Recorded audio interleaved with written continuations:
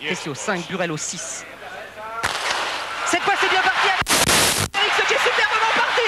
Profil Frédéric Namibien qui tient pour l'instant. Alors qu'à la corde, Yacoub. Et puis Christie, Linford Christie, champion olympique de 9 secondes et 96 centièmes.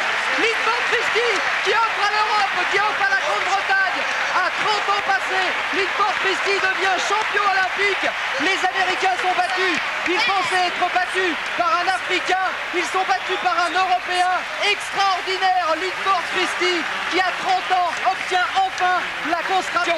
Oui, il a sa revanche. Il était toujours placé. Il savait qu'il avait un potentiel de champion olympique. Ça fait très très plaisir de voir Linford Christie champion olympique. Ce n'est pas une surprise quand même lorsqu'on a un record d'Europe à 9,92 et que les autres ont un record à 9,91, voire pour Burel un record à 9,88. C'est tout à fait normal et possible. C'est sur la forme du jour.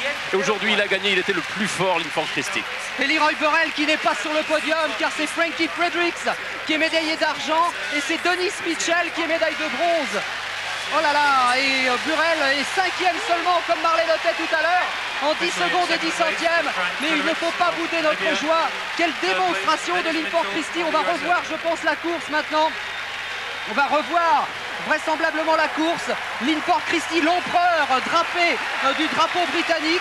Il avait été battu par Carl Lewis à Séoul. Il était médaillé d'argent, ne l'oublions pas. Et regardez le grand perdant, Leroy Burel. Mais on va d'abord revoir la course, Bernard. Oui, alors dans la course, eh bien, comme d'habitude, Frédéric c'est pas mal parti, Adenican aussi.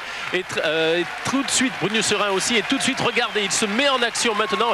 Par contre, il se désunit complètement Burel à la droite de Christie. On ne le voit jamais bien dans le coup. Il est pas relâché, c'est son gros problème. Christie par contre puissant, relâché, ample, le genou monte, accélère. Chaque foulée est superbe, il est champion olympique.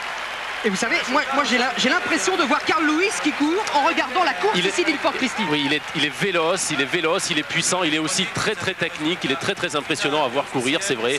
Il a, on vous le dit, un maximum de relâchement et d'efficacité, il laisse une impression formidable, alors que Burel n'a jamais paru dans le coup, vous le voyez à la peine crispé, malgré toute sa puissance, il ne pourra revenir. Vous savez ce qui s'est passé, enfin c'est difficile à dire, mais je pense que la pression a été terrible sur les épaules de Leroy Burel, qui avait réalisé une super première demi-finale et qui n'a pas pu assumer son rôle de favori. Regardez-le, il est vraiment très très mal. Oui, mais cette saison, il était peut-être moins dominateur qu'il l'a été par le passé. Il n'a pas gagné toutes ses courses comme il avait fait l'an passé, même s'il a été déchu à Tokyo devant Carl Lewis, le seul athlète dont il a accepté la domination. Aujourd'hui, il faut qu'il accepte la domination de beaucoup d'autres.